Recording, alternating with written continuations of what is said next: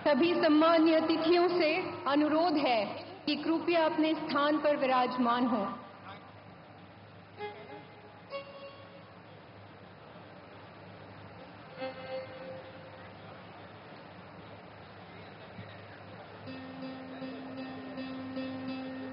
हमारे मध्य आदरणीय प्रधानमंत्री श्री नरेंद्र मोदी जी पधारे हैं। हम उनका ससम्मान और श्रद्धा से स्वागत करते हैं। संस्कृति की शिखा जले, नव चेतना का दीप जले, सेवा की इस धरती पर नई परंपरा का गीत बहे। मैं नेहा सुमित मिश्रा, आईटी और एचआर प्रबंधक, माधव नेत्रालय, आप सभी का इस ऐतिहासिक अवसर पर स्वागत करती हूं। यह केवल एक शिलान्यास नहीं, बल्कि सेवा के नए युग की शुरुआत है। सर्वप्रथम श्री निखिल जी मुंडले, उपाध्यक्ष, माधव नेत्रालय ट्रस्ट और दीनदयाल शोध संस्थान के अखिल भारतीय कार्यकारी अध्यक्ष से आग्रह है कि मंच पर आकर विशेष अतिथियों का स्वागत करें। संघर्ष की मिट्टी से जिन्होंने स्वर्णिम भारत रचाया है, हर भारतवासी के मन में जिन्होंने आशा की जोत जलाई है, आइए अभिनंदन करें हमारे देश के गौरव, भारत के यशस्वी प्रधानमंत्री श्री नरेंद्र मोदी जी का।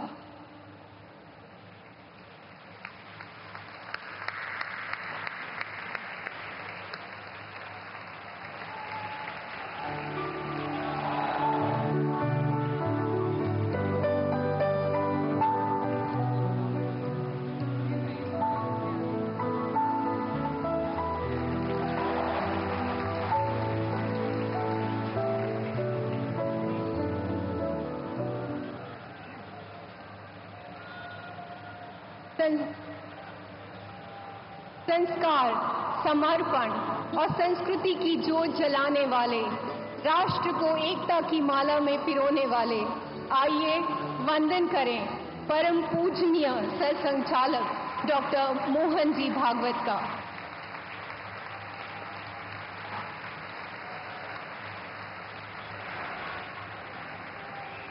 धर्म, दर्शन और सेवा के आलोक है जिनकी वाणी, जिनके आशीर्वाद से हर क्षेत्र में समृद्धि आए असीम। आदर पूर्वक अभिनीत करें परम पूज्य स्वामी गोविंद देवगिरी जी महाराज का।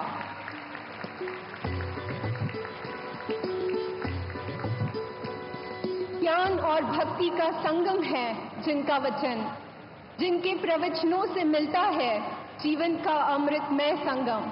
स्वागत करें परम पूज्य स्वामी अवधेशानंद गिरी जी महाराज का।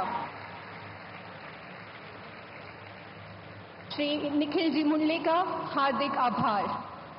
मैं आदरणीय डॉक्टर अविनाश चंद्र अग्निहोत्री जी, महासचिव माधव नेत्रालय, से निवेदन करती हूं कि शेष अतिथियों का स्वागत करें। संघर्ष के अंगारों से जिन्होंने सेवा की राह बुनी, निष्ठा और कर्मठता से महाराष्ट्र की शान बनी, हमारे देवा भाव माननीय देवेंद्र फडणवीस जी का हार्दिक स्वागत।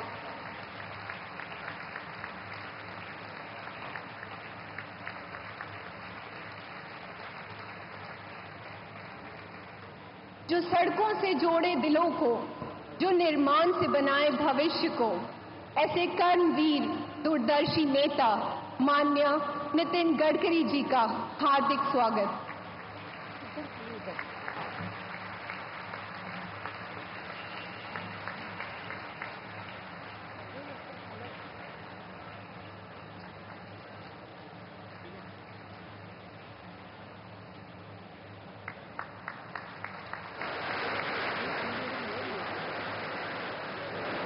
अब सुश्री मनीषा काशिकर जी और उनकी टीम माधव नेत्रालय का फूल गीत प्रस्तुत करेंगी।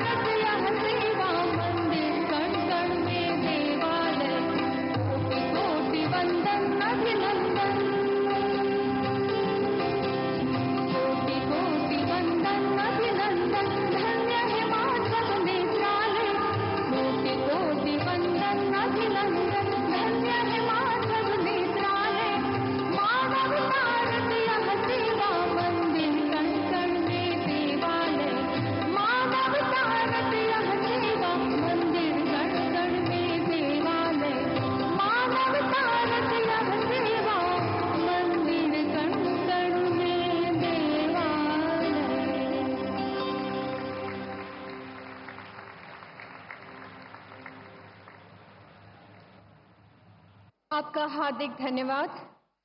मैं डॉक्टर अविनाश चंद्र अग्निहोत्री जी से विनम्र निवेदन करती हूं कि वे अपने स्वागत शब्द प्रस्तुत करें।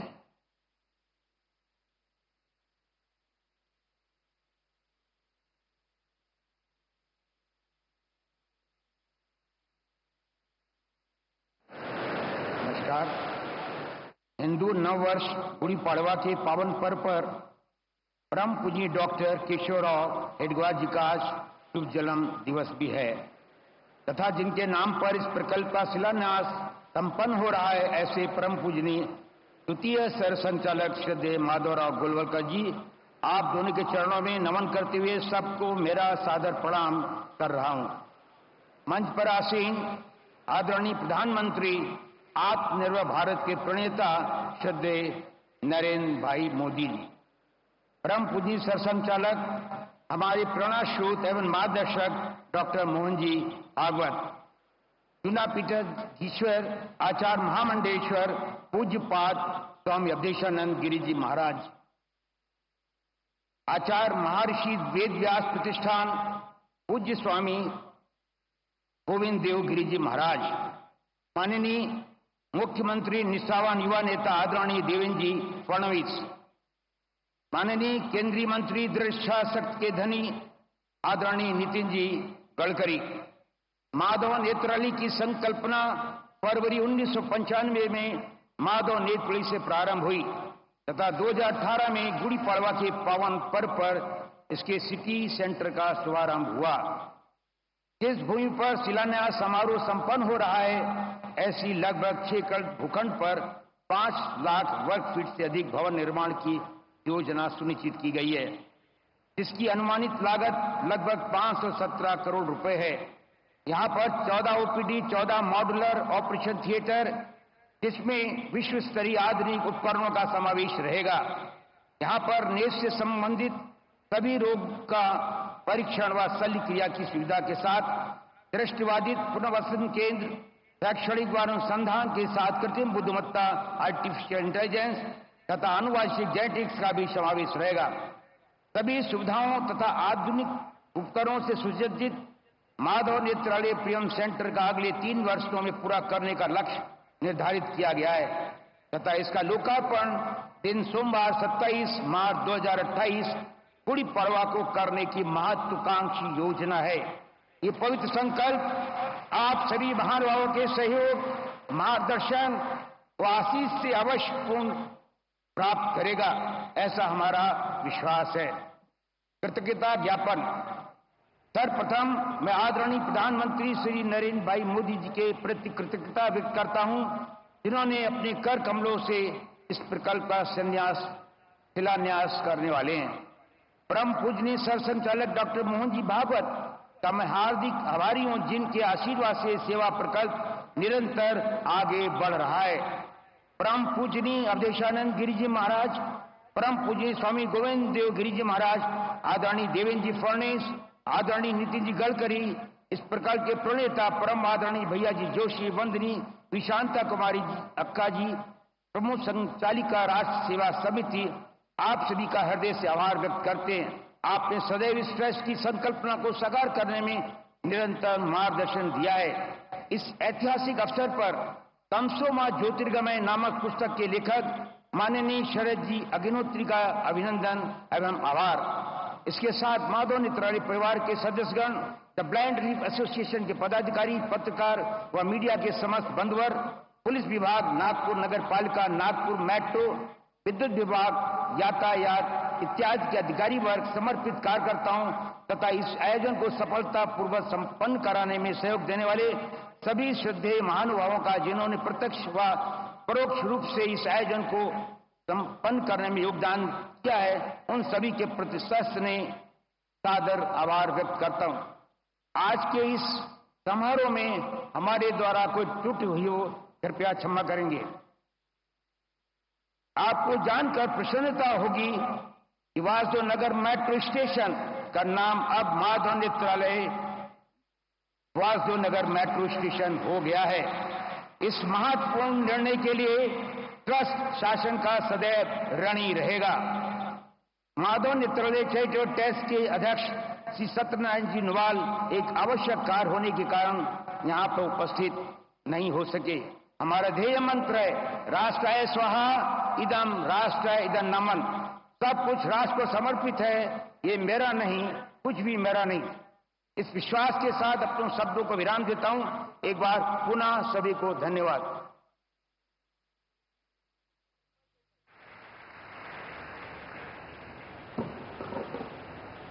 आपका हार्दिक आभार। हमें गर्व है कि हम आपके समक्ष पुस्तक तमसो मां ज्योतिर्गमय का विमोचन प्रस्तुत कर रहे हैं। यह प्रेरणादायक कृति लेखक श्री शरद जी अग्निहोत्री द्वारा रचित माधव नेत्रालय की उल्लेखनीय यात्रा को समर्पित है। मैं मान्य अतिथियों से पुस्तक विमोचन हेतु विनम्र निवेदन करती हूं।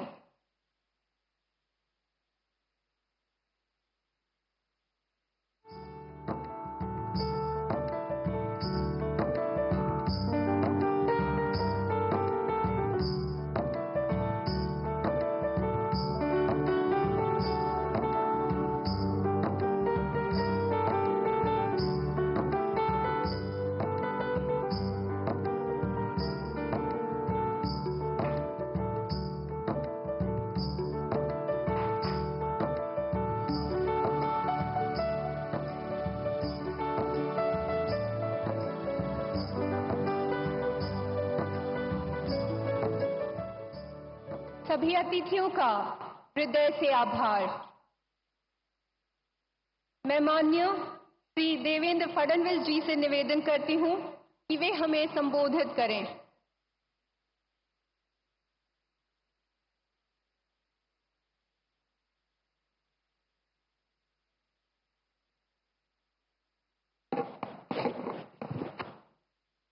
हिंदवी स्वराज के सरसंस्थापक छत्रपति शिवाजी महाराज को मैं नमन करता हूं। भारतीय राज्य घटना के शिल्पकार भारत रत्न डॉक्टर बाबा साहेब अम्बेडकर इन्हें वंदना अर्पित करता हूं।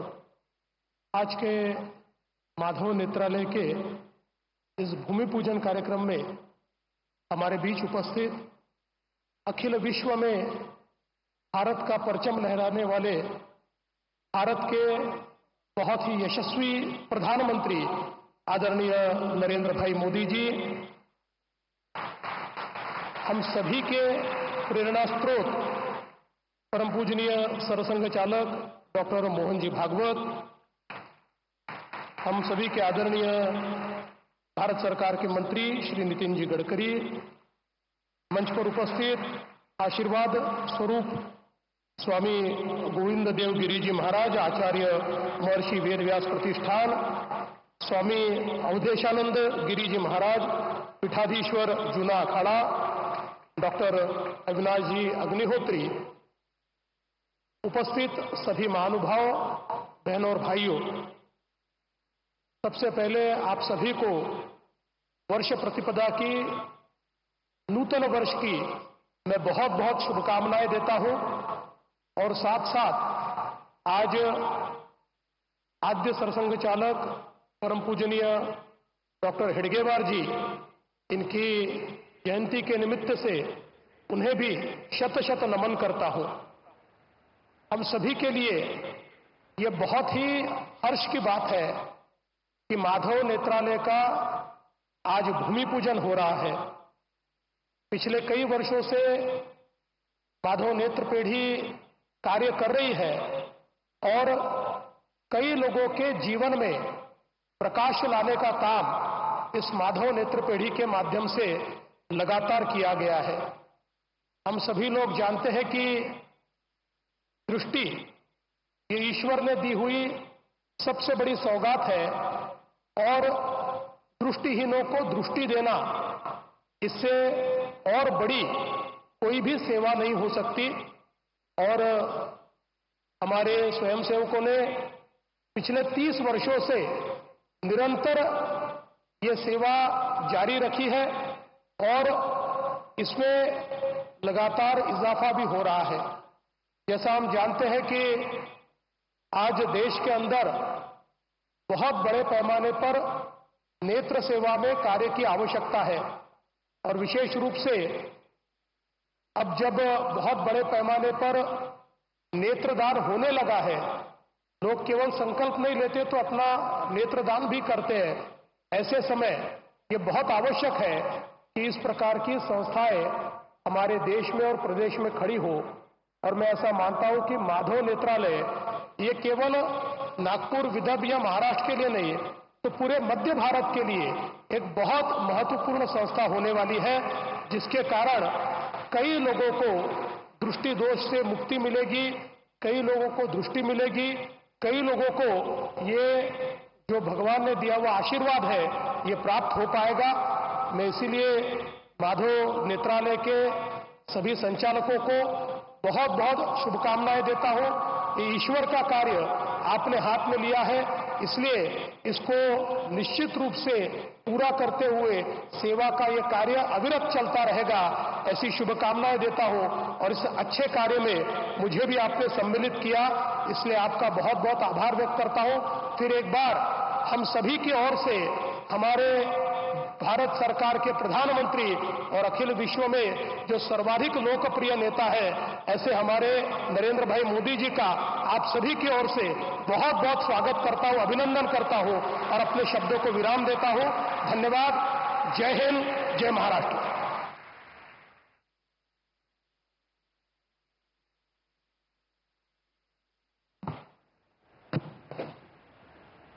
आपकी ज्ञानवर्धक वाणी के लिए आभार। मैं आदरणीय प्रधानमंत्री जी से विनम्र अनुरोध करती हूं कि कृपया शिलापट का अनावरण कर इस महायोजना का शुभ शिलान्यास संपन्न करें। इसी के साथ माधव नेत्रालय की रील प्रस्तुत की जाएगी, जो हमारी यात्रा और उपलब्धियों की झलक है।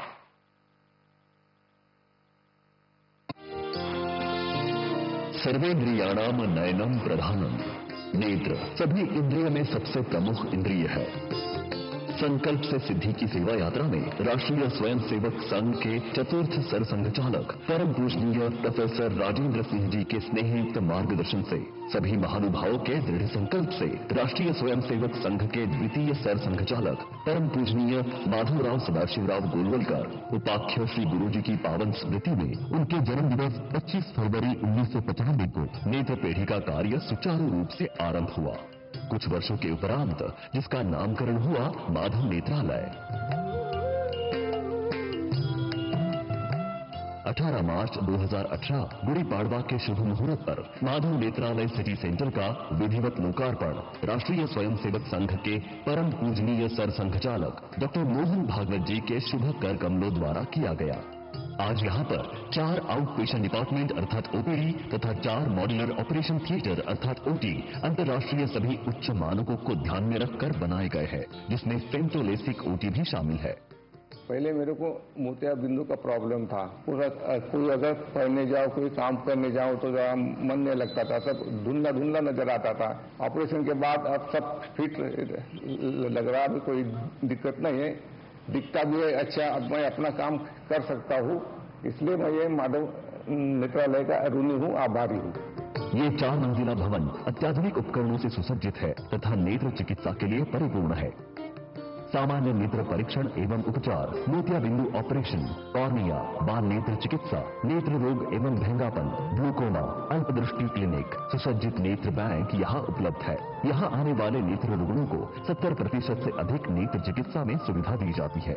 मोतियाबिंद, अल्पदृष्टि व दृष्टि बाधित पुनर्वास केंद्र, कॉर्निया प्रत्यारोपण, समय से पूर्व जन्मे बच्चों के लिए रेटिनोपैथी ऑफ प्री मैच्योरिटी इत्यादि का निःशुल्क उपचार किया जाता है।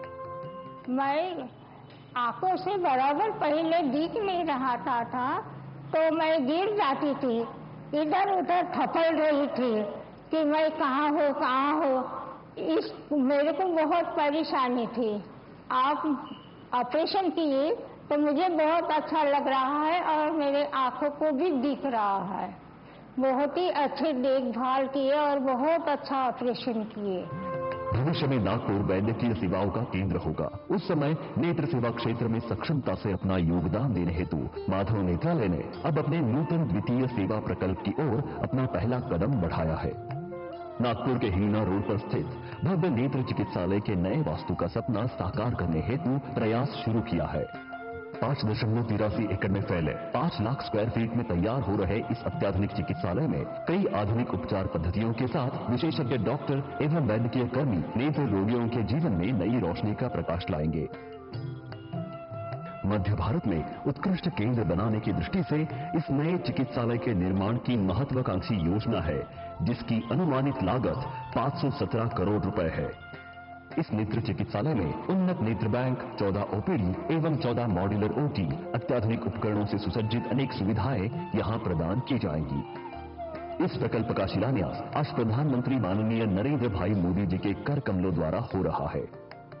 पूजनीय श्री गुरु जी के कहे मार्गदर्शक विचार के अनुरूप राष्ट्राय स्वाहा इदम राष्ट्राय इदम नमः के मंत्र को तन मन धन से अंगीकृत कर निरंतर समाज सेवा की प्रतिबद्धता है माधव नेत्रालय।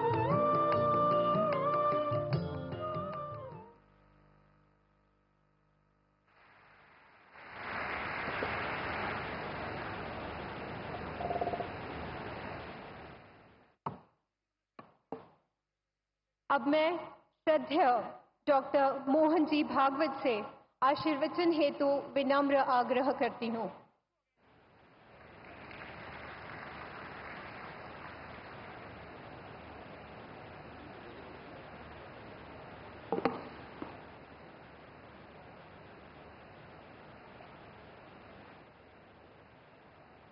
आदरणीय प्रधानमंत्री जी, पूज्य स्वामी अवधेशानंद जी महाराज, पूज्य स्वामी गोविंद गिरी जी महाराज, आदरणीय मुख्यमंत्री श्रीमान देवेंद्र जी, केंद्रीय मंत्री श्रीमान नितिन जी, माधव नेत्रालय के मंचस्थ कार्यकर्ता वृंद, उपस्थित सज्जन, माता भगिनी,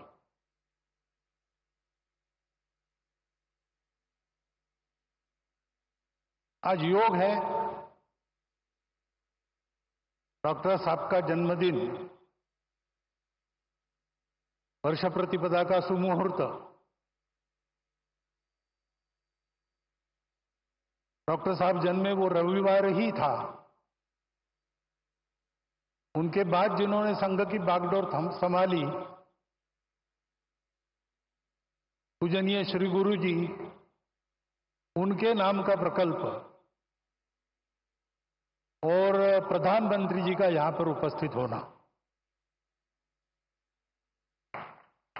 ये सारे शुभयोग यहां पर एकत्रित है। और ये सारे शुभयोग एकत्रित होते हैं तो उसके लिए तपस्या करनी पड़ती है। माधव नेत्रालय के कार्यकर्ताओं की गत अनेक वर्षों की तपस्या के हम सभी साक्षी हैं। तपस्या से पुण्य अर्जित होता है, पुण्य से फल मिलता है,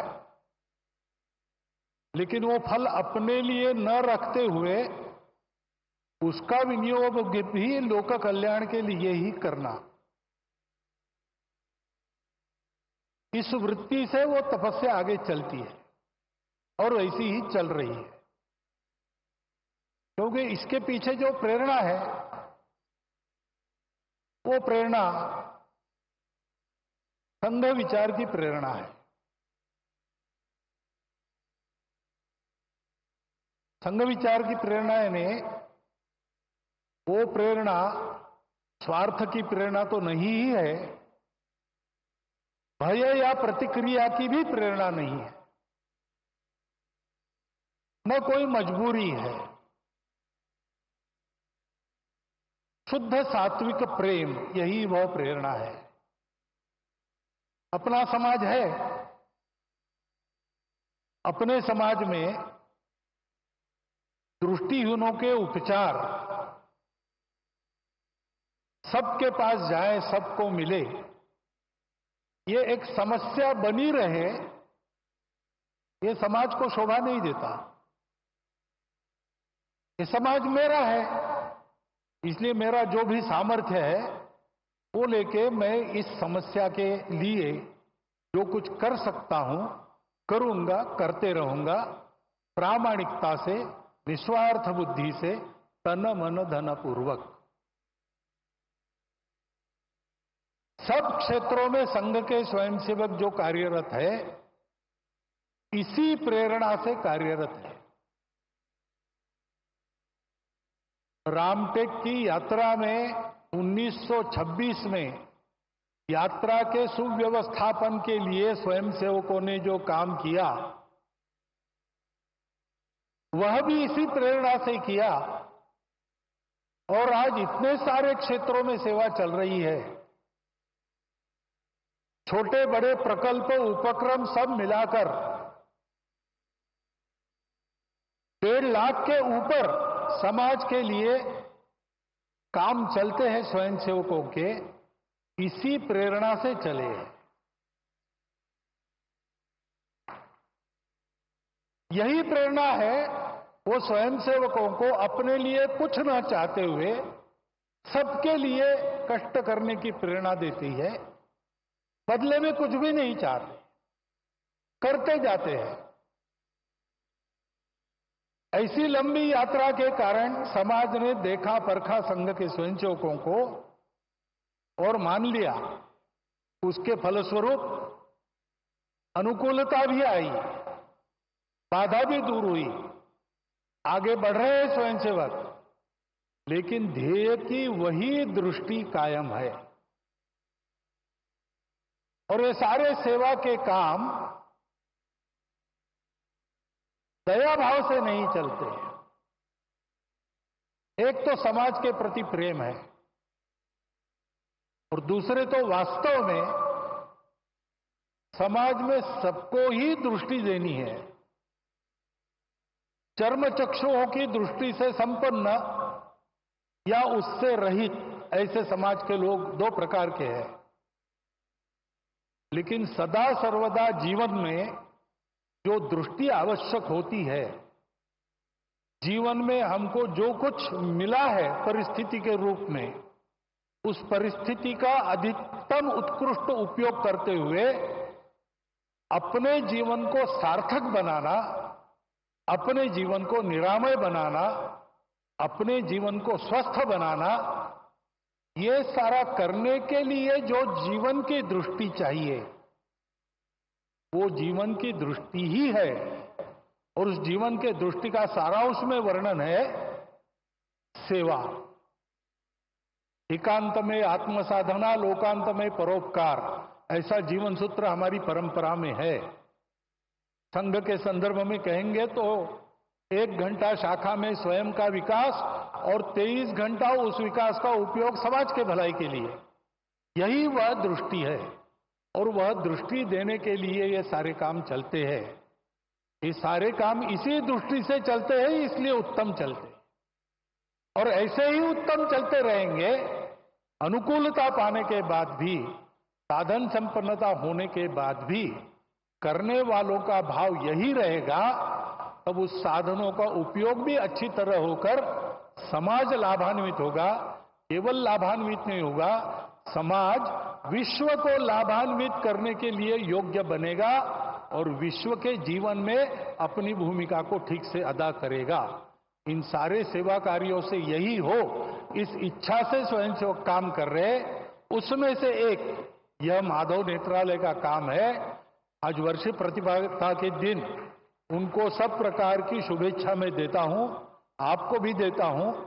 और आपके और माननीय प्रधानमंत्री जी के बीच ज्यादा खड़ा न रहते हुए, क्योंकि उनको सुनने की आज मुझे भी उत्सुकता है, मैं मेरे शब्द को विराम देता हूं।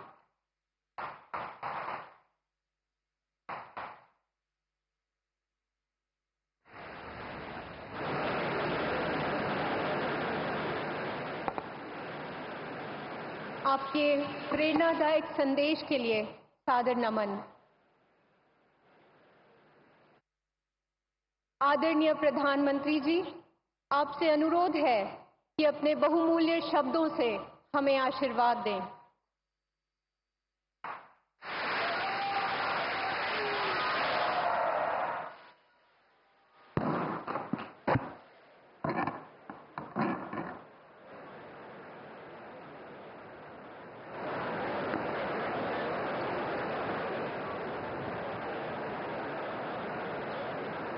भारत माता की भारत माता की, भारत माता की।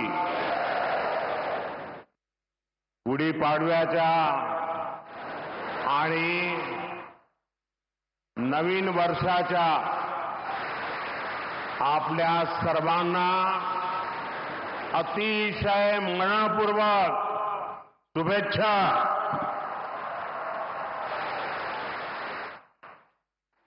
कार्यक्रम में उपस्थित परम पूजनीय सरसंघचालक जी डॉक्टर मोहन भागवत जी, स्वामी गोविंद गिरी जी महाराज, स्वामी अवधेशानंद गिरी जी महाराज, महाराष्ट्र के लोकप्रिय मुख्यमंत्री देवेंद्र फडणवीस जी, केंद्रीय मंत्रिमंडल में मेरे साथी नितिन गडकरी जी, डॉक्टर अविनाश चंद्र अग्निहोत्री जी, अन्य महानुभाव और उपस्थित सभी वरिष्ठ साथी, राष्ट्र यज्ञ के इस पावन अनुष्ठान में आज मुझे यहां आने का सौभाग्य मिला है। आज चैत्र शुक्ल प्रतिपदा का ये दिन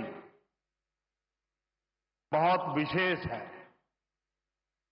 आज से नवरात्रि का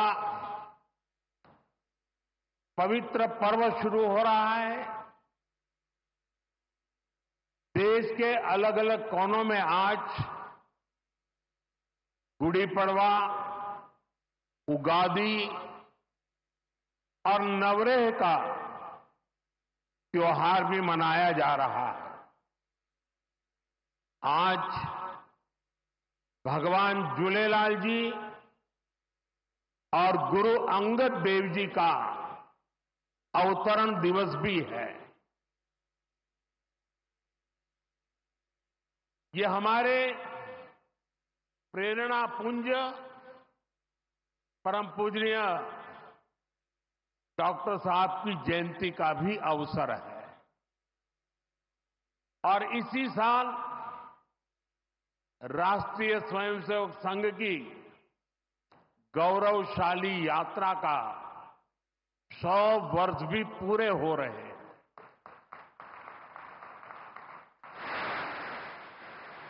आज इस अवसर पर मुझे स्मृति मंदिर जाकर पूज्य डॉक्टर साहब और पूज्य गुरुजी को श्रद्धांजलि अर्पित करने का सौभाग्य मिला।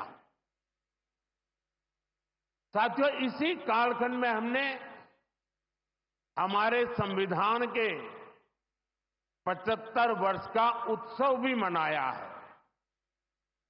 अगले ही महीने संविधान निर्माता बाबा साहब आंबेडकर जी की जयंती भी है। आज मैंने दीक्षा भूमि पर बाबा साहब को नमन किया है, उनका आशीर्वाद लिया है। मैं इन विभूतियों को नमन करते हुए देशवासियों को नवरात्रि और सभी पर्वों की बहुत बहुत बधाई देता हूं। साथियों, संघ सेवा के इस पवित्र तीर्थ नागपुर में आज हम एक पुण्य संकल्प के विस्तार के साक्षी बन रहे हैं। अभी हमने माधव नेत्रालय के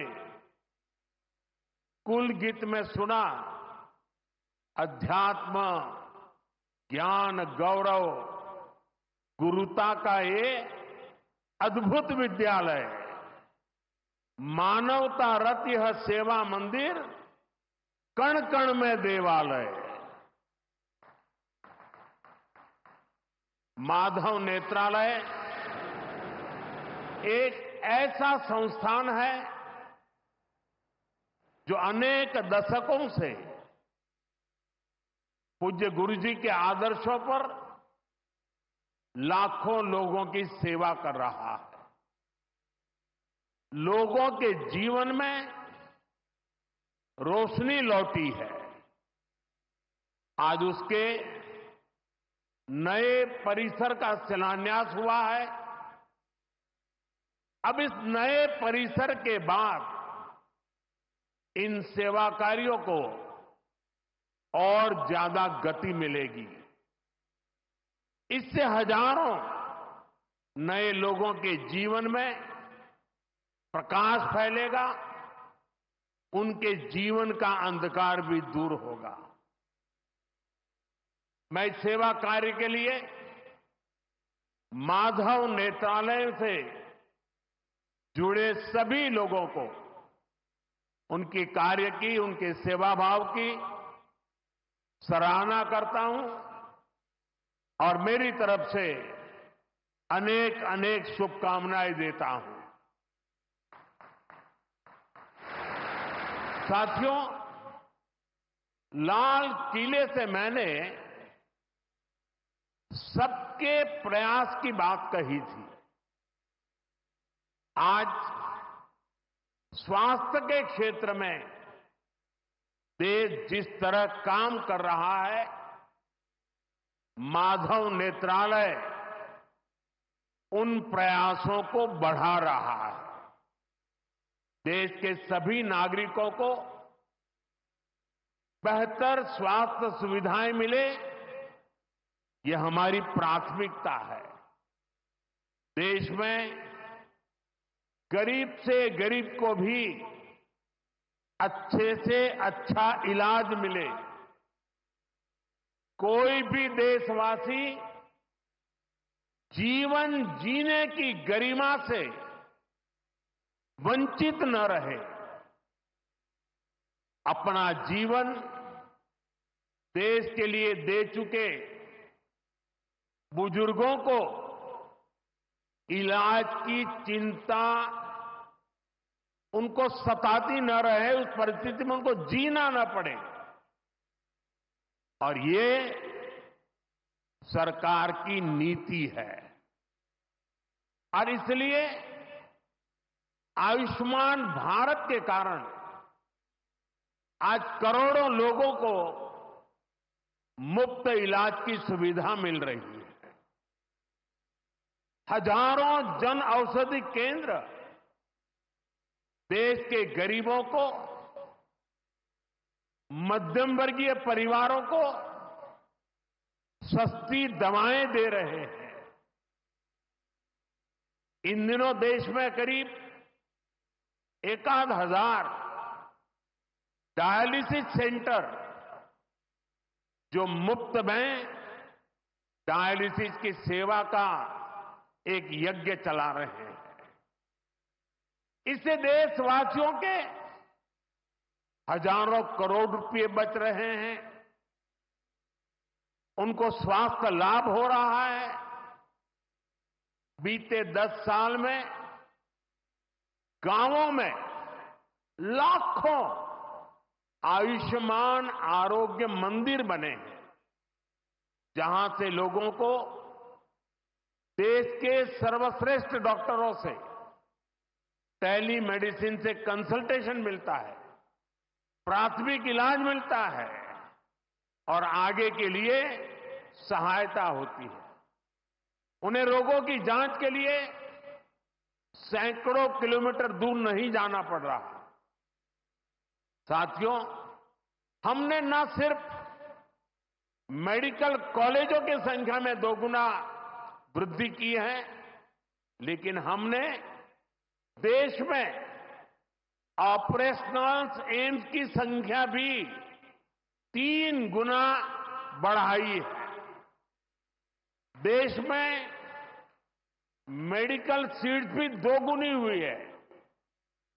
प्रयास यही है कि आने वाले समय में लोगों की सेवा के लिए ज्यादा से ज्यादा डॉक्टर्स और अच्छे डॉक्टर्स उपलब्ध हो। एक बहुत बड़ा साहसिक निर्णय हमने किया, आजादी के बाद पहली बार हुआ। इस देश का गरीब का बच्चा भी डॉक्टर बन सके, उसके सपने पूरे हो सके, इसलिए विद्यार्थियों को अपनी मातृभाषा में डॉक्टर बनने की सुविधा हमने उपलब्ध कराई। आधुनिक चिकित्सा विज्ञान से जुड़े इन प्रयासों के साथ ही देश अपने पारंपरिक ज्ञान को भी आगे बढ़ा रहा है। हमारे योग और आयुर्वेद, इन्हें भी आज पूरे विश्व में नई पहचान मिली है। भारत का सम्मान बढ़ रहा है। साथियों, किसी भी राष्ट्र का अस्तित्व पीढ़ी दर पीढ़ी उसकी संस्कृति के विस्तार, उस राष्ट्र की चेतना के विस्तार पर निर्भर करता है। हम अपने देश का इतिहास देखें तो सैकड़ों वर्षों की गुलामी, इतने आक्रमण, भारत की सामाजिक संरचना को मिटाने की इतनी क्रूर कोशिशें, लेकिन भारत की चेतना कभी समाप्त नहीं हुई। उसकी लौ जलती रही। ये कैसे हुआ? क्योंकि कठिन से कठिन दौर में भी भारत में इस चेतना को जागरूक रखने वाले नए नए सामाजिक आंदोलन होते रहे। भक्ति आंदोलन उसका ये उदाहरण, जिससे हम सब भली भांति परिचित हैं। मध्यकाल के उस कठिन कालखंड में हमारे संतों ने भक्ति के विचारों से हमारी राष्ट्रीय चेतना को नई ऊर्जा दी। गुरु नानक देव, कबीरदास, तुलसीदास, सूरदास, हमारे यहां महाराष्ट्र में संत तुकाराम, संत एकनाथ, संत नामदेव, संत ज्ञानेश्वर, ऐसे कितने ही संतों ने हमारी इस राष्ट्रीय चेतना में अपने मौलिक विचारों से प्राण फूंके। इन आंदोलनों ने भेदभाव के फंदों को तोड़कर समाज को एकता के सूत्र में जोड़ा। इसी तरह स्वामी विवेकानंद जैसे महान संत भी हुए। उन्होंने निराशा में डूब रहे समाज को झकझोरा, उसे उसके स्वरूप की याद दिलाई, उसमें आत्मविश्वास का संचार किया और हमारी राष्ट्रीय चेतना को बुझने नहीं दिया। गुलामी के आखिरी दशकों में डॉक्टर साहब और गुरुजी जैसे महान व्यक्तित्वों ने इसे नई ऊर्जा देने का काम किया। आज हम देखते हैं राष्ट्रीय चेतना के संरक्षण और संवर्धन के लिए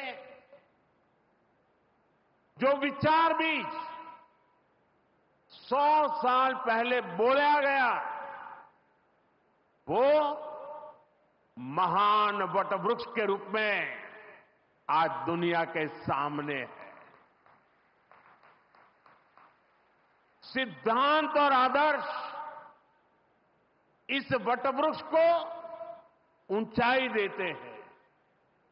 लाखों करोड़ों स्वयंसेवक इसकी टहनी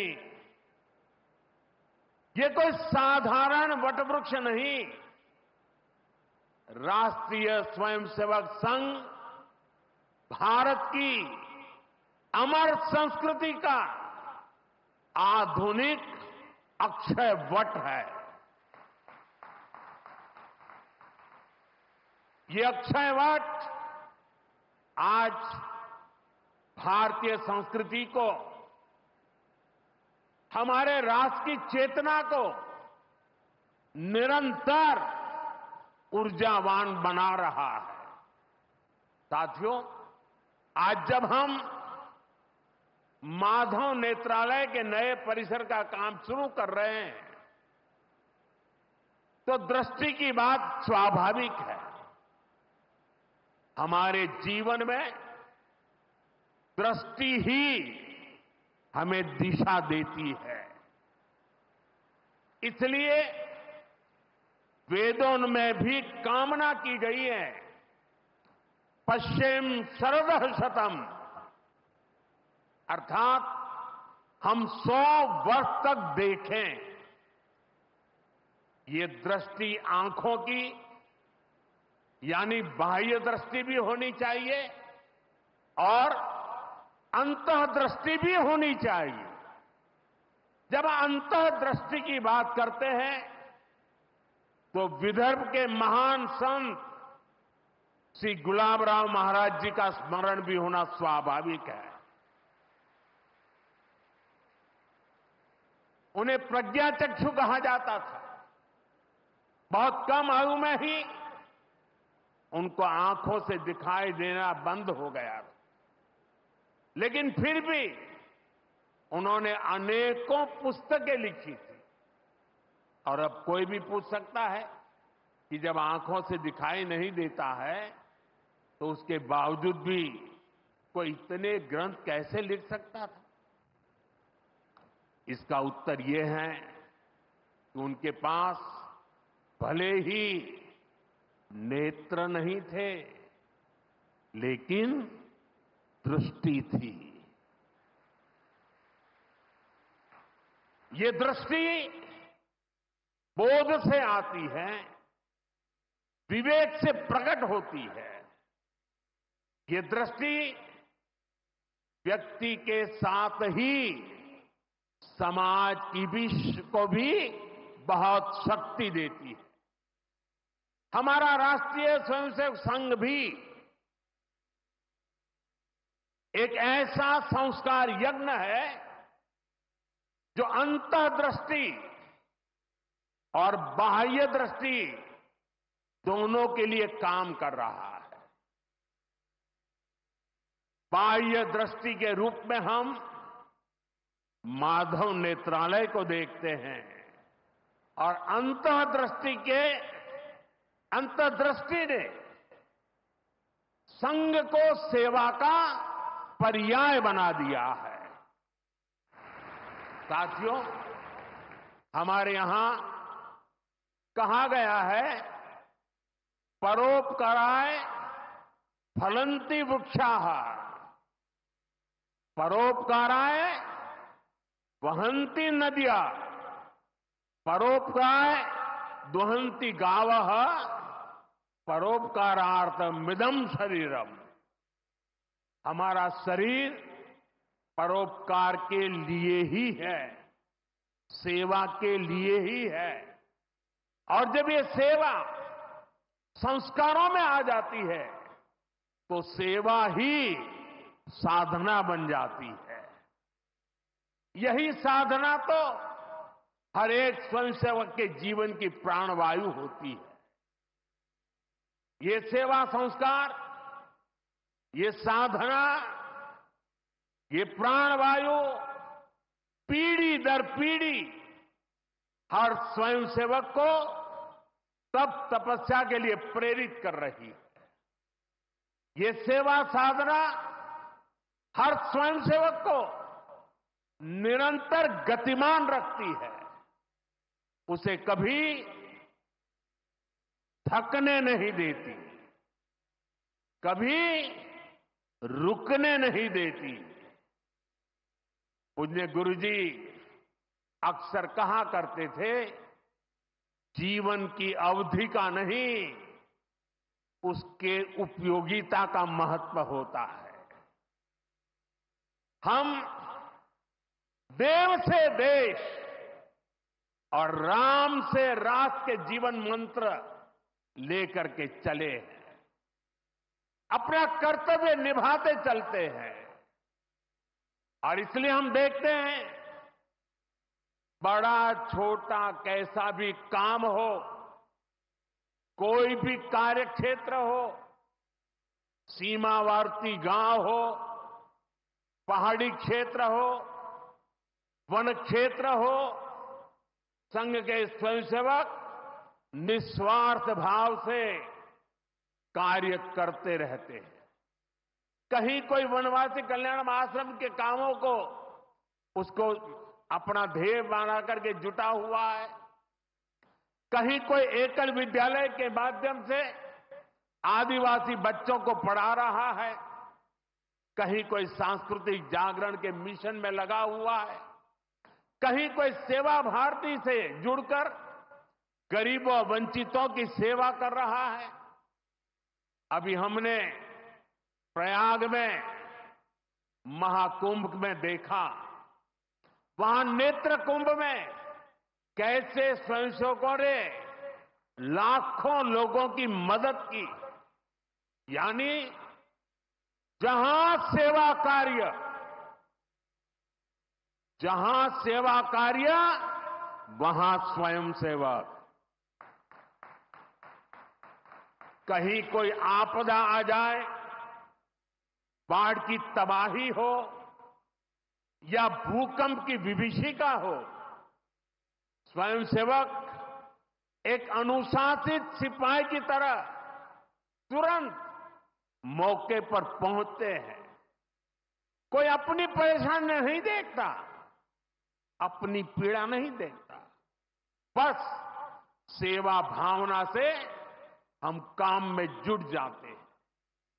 हमारे तो हृदय में बसा है, सेवा है अग्निकुंड समीधा सम हम चले, देह महासागर में सरित रूप हम मिले। साथियों, एक बार एक इंटरव्यू में परमपूज्य गुरुजी से पूछा गया कि वो संघ को सर्वव्यापी क्यों कहते हैं। गुरुजी का उत्तर बहुत ही प्रेरणादायी था। उन्होंने संघ की तुलना प्रकाश से की थी, उजाले से की थी। उन्होंने कहा कि प्रकाश सर्वव्यापी होता है, वो खुद ही अकेले सारे कार्य भले न करे, लेकिन अंधेरे को दूर करके वो दूसरों को कार्य करने का रास्ता दिखा देता है। गुरुजी की ये सीख हमारे लिए जीवन मंत्र है। हमें प्रकाश बनकर अंधेरा दूर करना है, बाधाएं मिटानी है, रास्ता बनाना है। उस भाव को हम जीवन भर सुनते रहें। हर कोई कम अधिक मात्रा में जीने का प्रयास करता रहा। मैं नहीं, तुम, अहम नहीं, वयम, इदम राष्ट्राय, इदम न मम। साथियों, जब प्रयासों के दौरान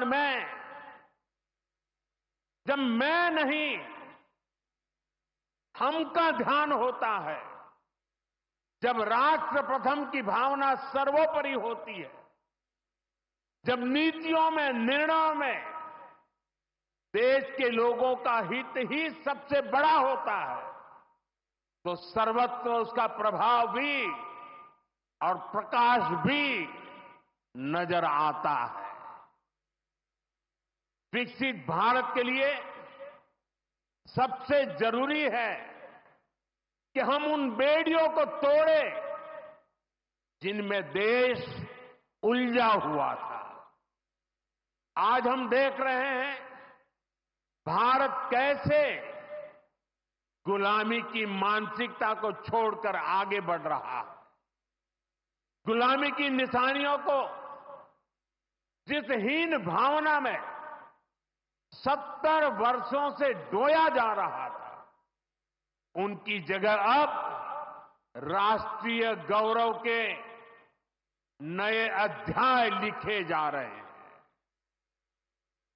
वो अंग्रेजी कानून जिन्हें भारत के लोगों को नीचा दिखाने के लिए बनाया गया था, देश ने उन्हें बदल दिया है। गुलामी की सोच से बनी दंड संहिता की जगह अब भारतीय न्याय संहिता लागू हुई है। हमारे लोकतंत्र के प्रांगण में अब राजपथ नहीं, कर्तव्य पथ है। हमारी नौसेना के ध्वज में भी गुलामी का चिन्ह छपा हुआ था, उसकी जगह अब नौसेना के ध्वज पर छत्रपति शिवाजी महाराज का प्रतीक लहरा रहा है। अंडमान के द्वीप जहां वीर सावरकर ने राष्ट्र के लिए यातनाएं सही, जहां नेताजी सुभाष बाबू ने आजादी का बिगुल फूंका, उन द्वीपों के नाम भी अब आजादी के नायकों की याद में रखे गए हैं। साथियों, वसुधैव कुटुंबकम का हमारा मंत्र आज विश्व के कोने कोने में पहुंच रहा है और दुनिया इसे हमारे कार्यों में भी देख रही है, महसूस कर रही है। जब कोविड जैसी महामारी आती है तो भारत विश्व को परिवार मानकर वैक्सीन उपलब्ध करवाता है। दुनिया में कहीं भी प्राकृतिक आपदा हो, भारत पूरे मनोयोग से सेवा के लिए खड़ा होता है। अभी आपने कल ही देखा है, म्यांमार में इतना बड़ा भूकंप आया है। भारत ऑपरेशन ब्रह्मा के तहत वहां के लोगों की मदद के लिए सबसे पहले पहुंच गया है। जब तुर्की में भूकंप आया, जब नेपाल में भूकंप आया, जब मालदीव्स में पानी का संकट आया, भारत ने मदद करने में घड़ी भर की भी देर नहीं की। युद्ध जैसे हालातों में हम दूसरे देशों से नागरिकों को भी सुरक्षित निकाल करके लाते हैं। दुनिया देख रही है, भारत आज जब प्रगति कर रहा है तो पूरे ग्लोबल साउथ की आवाज भी बन रहा है। विश्व बंधु की ये भावना हमारे ही संस्कारों का विस्तार है। साथियों, आज भारत की सबसे बड़ी पूंजी हमारा युवा है और हम देखते हैं आज भारत का युवा इतने कॉन्फिडेंस से भरा हुआ, उसकी रिस्क टेकिंग कैपेसिटी पहले के मुकाबले कई गुना बढ़ गई है। वो नए नए इनोवेशन कर रहा है, स्टार्टअप्स की दुनिया में अपना परचम लहरा रहा है और सबसे बड़ी बात, आज के भारत का युवा अपनी विरासत पर गर्व करते हुए अपनी संस्कृति पर गर्व करते हुए चल रहा है। अभी हमने प्रयागराज महाकुंभ में देखा, आज की युवा पीढ़ी लाखों करोड़ों की संख्या में महाकुंभ में पहुंची और इस सनातन परंपरा से जुड़कर गौरव से भर उठी। आज भारत का युवा देश की जरूरतों को ध्यान में रखते हुए काम कर रहा है। भारत के युवाओं ने मेक इन इंडिया को सफल बनाया है। भारत का युवा लोकल के लिए वोकल हुआ है, एक जज्बा बना है। हमें देश के लिए जीना है, देश के लिए कुछ करना है। खेल के मैदान से लेकर अंतरिक्ष की ऊंचाई तक राष्ट्र निर्माण की भावना से ओतप्रोत हमारे युवा आगे बढ़ रहे हैं, आगे चलते ही जा रहे हैं। यही युवा 2047 के जब आजादी के 100 साल होंगे, विकसित भारत के लक्ष्य की ध्वजा थामे हुए है। और मुझे विश्वास है, संगठन, समर्पण और सेवा की ये त्रिवेणी विकसित भारत की यात्रा को निरंतर ऊर्जा देती रहेगी, दिशा देती रहेगी। संघ का इतने वर्षों का परिश्रम फलीभूत हो रहा है। संघ की इतने वर्षों की तपस्या विकसित भारत का एक नया अध्याय लिख रही है। साथियों, जब संघ की स्थापना हुई तब भारत की हालत भी अलग थी और हालात भी अलग था। 1925 से लेकर 1947 तक वो समय संघर्ष का समय था। आजादी का बड़ा लक्ष्य देश के सामने था। आज संघ की 100 वर्षों की यात्रा के बाद देश फिर एक अहम पड़ाव पर है। 2025 से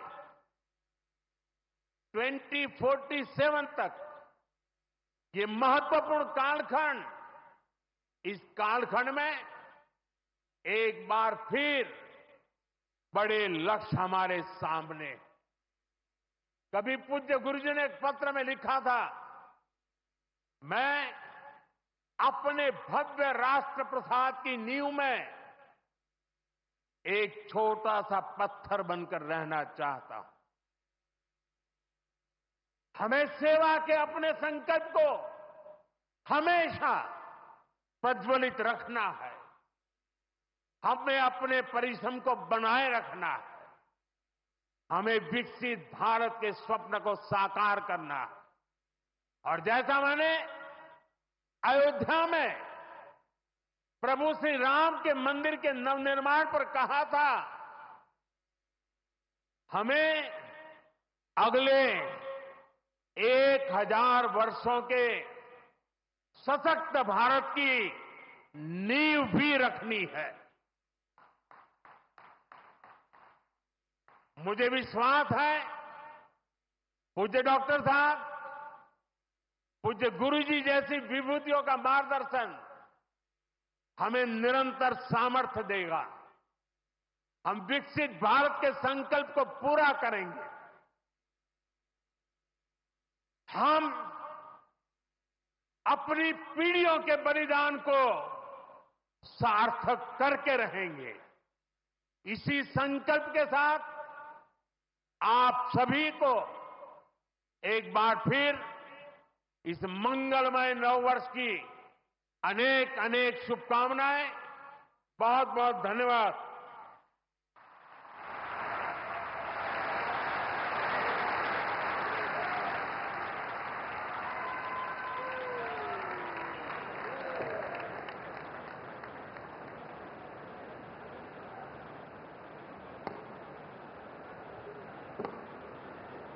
हम आपके बहुमूल्य शब्दों और विचारों के लिए कृतज्ञ हैं।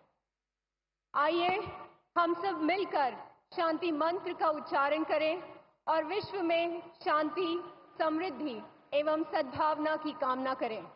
सुश्री मनीषा काशीकर जी से इस हेतु अनुरोध।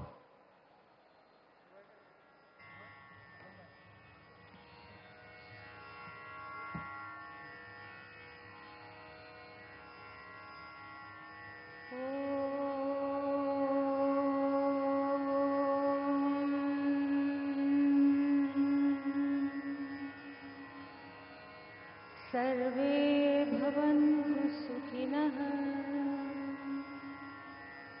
सर्वे सन्तु निरामयः, सर्वे भद्राणि पश्यन्तु, मा कश्चित् दुःखभाग् भवेत्।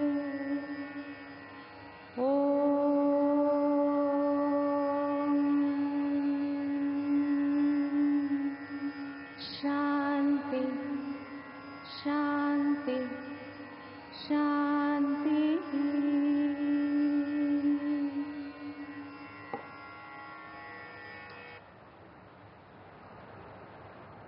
सभी अतिथियों, आयोजकों और माधव नेत्रालय परिवार का इस ऐतिहासिक अवसर को यादगार बनाने के लिए हार्दिक आभार। मैं इस कार्यक्रम की समाप्ति की घोषणा करती हूँ। धन्यवाद।